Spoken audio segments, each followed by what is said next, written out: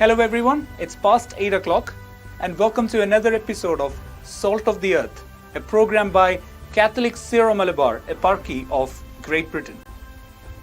We have been bringing you Life of Saints every week and we have been receiving hundreds of responses after every episode. And we really thank you for that. The regular viewers might be familiar with the program structure, but now for the new viewers, here is how the program is arranged. Please listen to the life of the saint carefully, take notes, and embrace it. Towards the end of the show, we ask you 5 questions. The first correct respondent will receive the prize. The format to send the answers is now on the screen. The number to send your answer is also on the screen. Please use the format question 1 to 5. Question 1, 2, 3, 4, 5. Your full name and the name of your mission. Now, let's look at last week's questions and answers.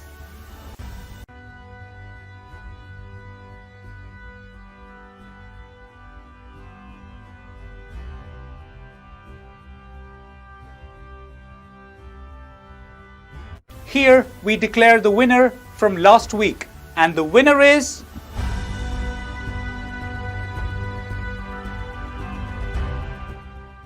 Hi, I'm Navin Padmakuma. I really enjoy participating in the Salt of the Earth program.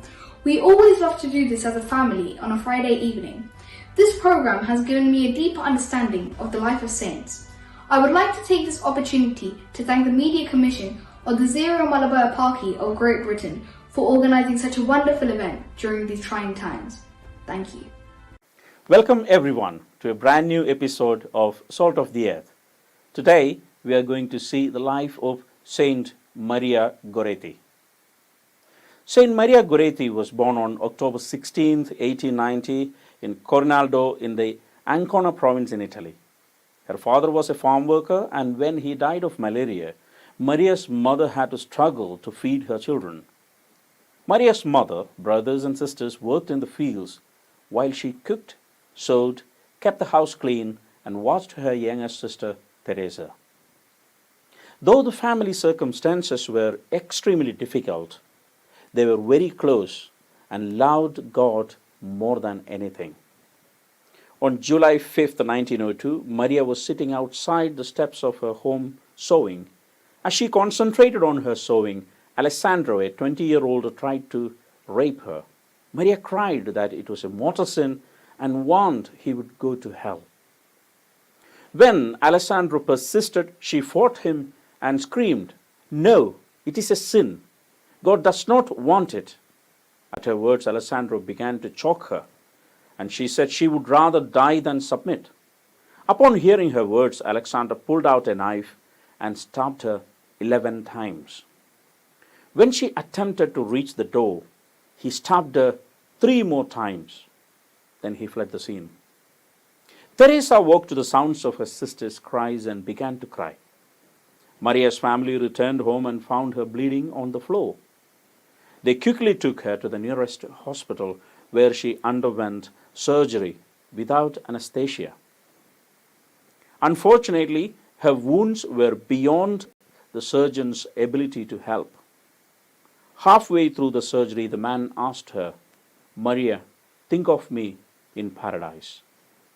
As she lay on the table, she looked up at him and said, "Well, who knows which of us is going to be there first?"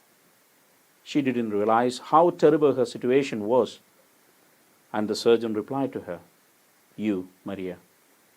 Shortly after Maria's family discovered her, Alexandro was captured and questioned.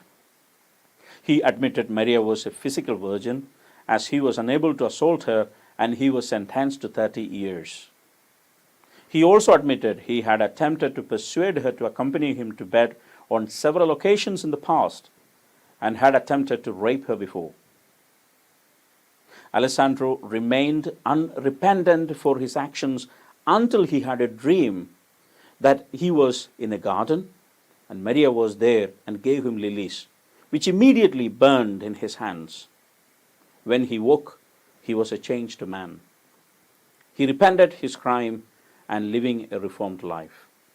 When he was released 20 years later, he went directly to Maria's mother and begged her for forgiveness, which she gave, saying, "If my daughter can forgive you, who am I to withhold forgiveness?" Saint Maria is called a martyr because she fought against Alessandro's attempts at sexual sin. However, the most important aspects of her story are how she forgave her attacker, her concern for her enemy extending even beyond death, and the miracle her forgiveness produced in his life. So the relevance of Saint Maria Goretti in our time is that she ran a good race. She stood and defended her faith, even at the time of death, even when though she was threatened to death. She is reminding us to be faithful, to defend our faith, and keep up to the Word of God. In art, Saint Maria Goretti is often represented with wavy hair, dressed in either white or farm clothes, and is often depicted holding lilies. She died on 6th July 1902, and later she was beatified by Pope Pius XII on April 27, 1947, and was canonized by Pope Pius XII in 1950. We celebrate her feast on 6th of July, and she is the patron saint of youth, young women, purity, and victims of rape. Now it is time for us to find out what is there in our mystery box. This week in the mystery box, we find the Word of God. In this Word, we find our living God, Jesus Christ. Saint Maria Goretti lived by this Word. My dear friends, we are also called to live this life. Let us listen to the Word of God. Let us read the Word of God every day. May God bless you all. Thank you for listening. Now it's question time for this episode.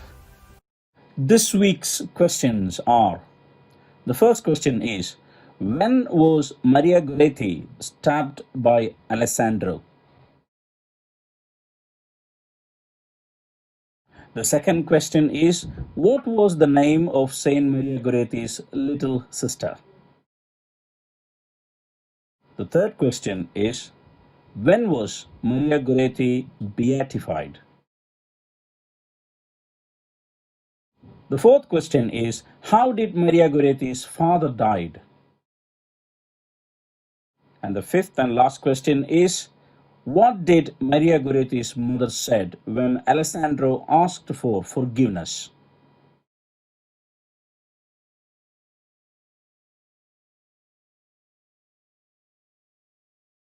We hope you enjoyed today's episode.